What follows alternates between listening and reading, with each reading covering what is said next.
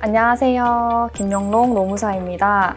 네, 오늘 저희가 살펴볼 주제는 바로 휴일과 휴가입니다. 가장 이제 직원분들께서 그 일을 하면서 가장 기다리시는 날이 아닐까 생각이 드는데요.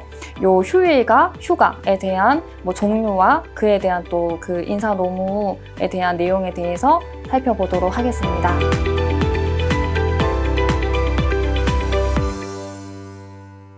먼저 휴일과 휴가의 그 개념이 어떻게 다른지를 조금 짚고 넘어가면 좋을 것 같아서 이렇게 설명을 드리려고 하는데요.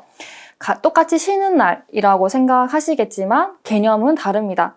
먼저 우리가 일을 하는 날이 근로일이라고 부르는데요. 근로일은 근로의 의무가 있는 날이라고 보시면 됩니다.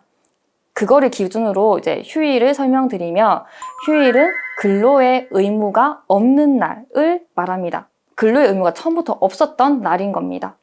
근데 휴가는 근로의 의무는 있었지만 면제가 된 날을 말합니다. 그래서 월화수목금에 출근하는 근로자 같은 경우에는 내가 금요일에 휴가를 써서 근로의 의무를 없애는 거죠. 근데 일요일에 우리는 쉰다라고 하는 거는 휴가가 아니라 휴일인 거죠. 처음부터 근로의 의무가 없었기 때문에 이 개념이 왜 이제 구분을 해야 하느냐. 사장님이 어떤 날을 특정해서 쉬자라고 하셨습니다. 대신에 이 쉬는 날을 우리는 연차로 쓴 걸로 대체하자. 즉, 연차 대체라고 하는 부분으로 이제 말씀을 하셨어요. 그러면 내 연차가 이 하루로 없어지게 되는 이 연차 대체가 가능할까 아니면 가능하지 않을까를 판단하는 기준이 근로일에 쉬었다. 내 근로 의무가 없어져서 휴가를 사용한 걸로 됐을 때는 오케이, 가능하지만 원래 법적으로 쉬어야 되는 휴일 같은 최근에 대체 공휴일처럼 원래 달력상의 휴일이어서 근로 의무가 없어서 쉬는 건데 회사에서 이거 연차로 대체하자라고 하는 것 자체가 안 되겠죠. 그래서 휴일과 휴가의 개념을 구분하는 게 조금은 어렵지만 휴일은 처음부터 근로 의무가 없었고 휴가는 근로 의무가 있었지만 면제된 날, 이렇게 기억해 주시면 좋을 것 같습니다. 그러면 휴일과 휴가의 개념에 대해서 조금 살펴봤다면 지금부터는 휴일의 종류를 간단하게 보려고 하는데요. 예전에 근로기준법 상에 보장된 휴일은 주휴일, 일주일에 하루 쉬는 유급휴일을 의미했습니다. 그리고 근로자의 날 제정에 관한 법률에 의해서 5월 1일이 유급휴일로 보장이 되었어요. 그래서 근로기준법상 근로자가 법적으로 보장된 휴일은 주휴일과 근로자의 날 뿐이었는데 2022년 1월 1일부터 5인 이상 사업장의 직원들은 이제 달력상의 관공서 공휴일도 이제 유급휴일로 보장이 되었습니다.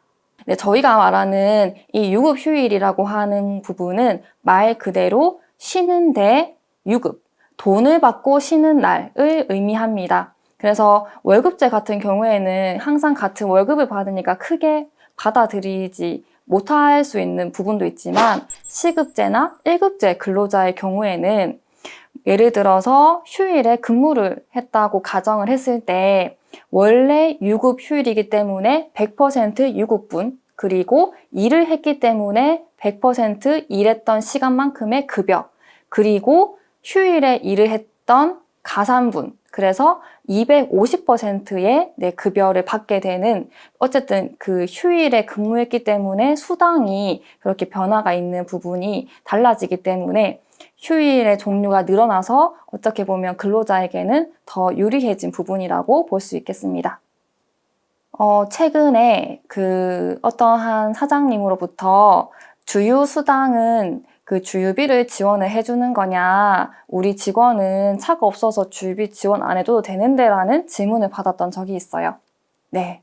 그 주휴수당이라고 하는 그 수당의 명목은 주휴일, 일주일에 이제 개근했을 때 그 하루는 돈을 줄 테니까 쉬어라. 그래서 다음 주에 근무도 정말 그 생산성 있게 잘 해가자라고 주는 휴일에 대한 보상입니다. 그래서 주휴수당이라고 하는 그 부분은 두 가지의 요건을 갖추면 지급이 되는데요. 첫 번째는 일주일에 소정 근로시간, 일을 하기로 정한 시간이 주 15시간이 넘는 경우, 그리고 두 번째는 소정 근로일, 출근하기로 약속한 날을 모두 개근했을 때에 그 하루의 휴일이 유급으로 지급되게 됩니다.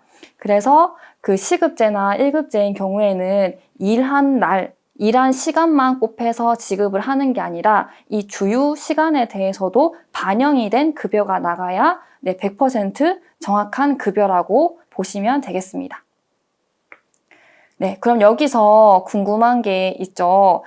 달력상의 빨간 날, 관공서 공휴일과 우리 회사의 주휴일이 겹쳤을 때, 중복되었을 때는 그럼 이 이틀의 휴일을 하루로 봐야 되나요? 아니면 각각 봐야 되나요? 라는 질문이 있을 수 있을 것 같은데요.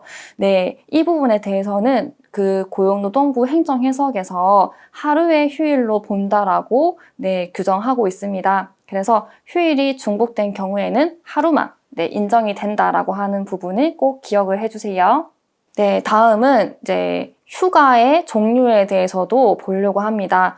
근로기준법에서 규정하고 있는 휴가는 대표적으로 생리휴가, 또 연차 유급휴가, 그리고 출산 전후 휴가 이렇게 설명을 드릴 수 있을 것 같은데 여기에서 이제 생리휴가는 그 여성 근로자가 청구하는 경우에 월 하루의 휴가를 주도록 되어 있는데 이 부분은 무급으로 규정이 되어 있습니다. 그래서 이제 여성 근로자가 하루에 생리휴가를 쓴 경우에는 그 하루치의 임금이 삭감될 수도 있고요. 또 회사에 따라서는 유급으로 지급을 하는 경우도 있습니다. 네, 두 번째로 이제 가장 핫한 것이 연차 유급 휴가죠. 연차 휴가는 가장 많이 궁금해 하시는 게 5인 이상 사업장에만 적용이 된다는 부분입니다. 그래서 상시 근로자 수가 5인이 넘는 사업장에만 이 연차 휴가가 법적으로 보장이 된다고 보셔야 됩니다. 연차 휴가는 두 가지로 조금 구분할 수 있는데요. 첫 번째는 1년에 그 출근율이 80% 이상인 경우에 그 15일의 휴가가 발생합니다.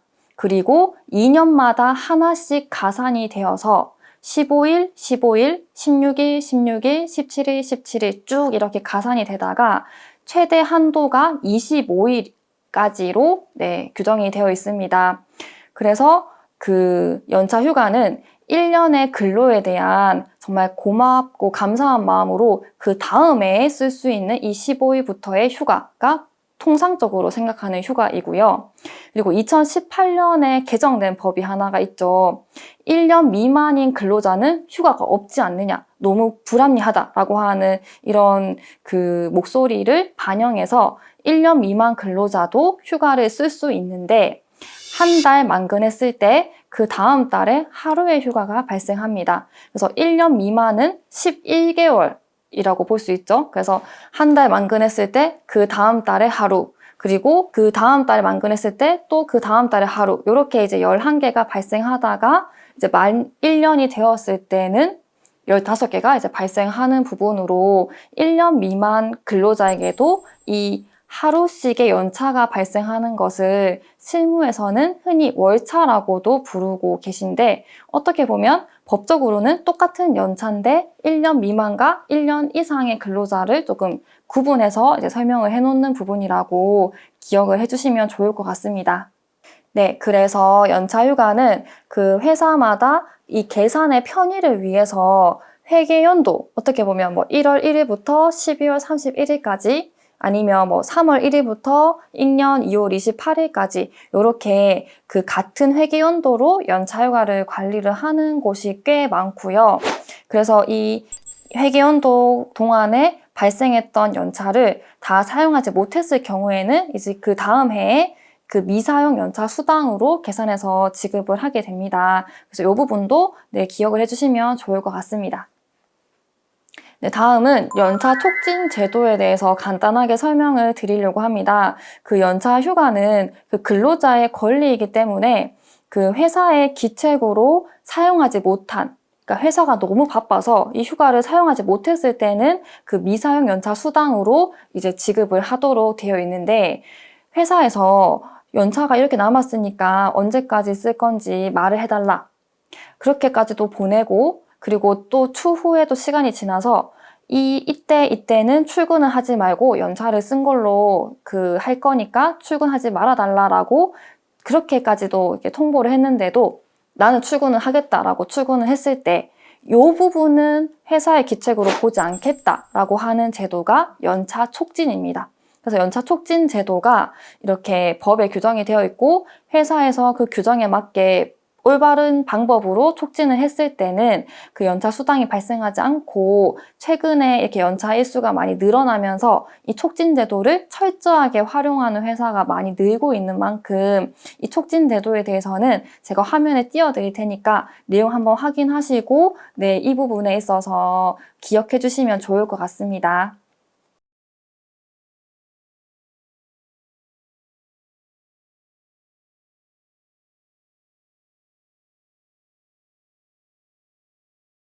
네, 오늘은 그 근로자들이 가장 많이 관심 가져 하는 주제인 휴일과 휴가에 대해서 조금 간단하게 살펴봤는데요. 그 수당이라고 하는 부분과 그리고 휴식이라고 하는 부분과 많이 밀접한 주제다 보니까 많이 궁금하셨을 텐데 혹시라도 추가적인 궁금하신 사항이 있으시면 여기 하단에 있는 대구노동권익센터에 문의 주시면 될 것 같습니다. 오늘 하루도 고생 많으셨습니다. 감사합니다.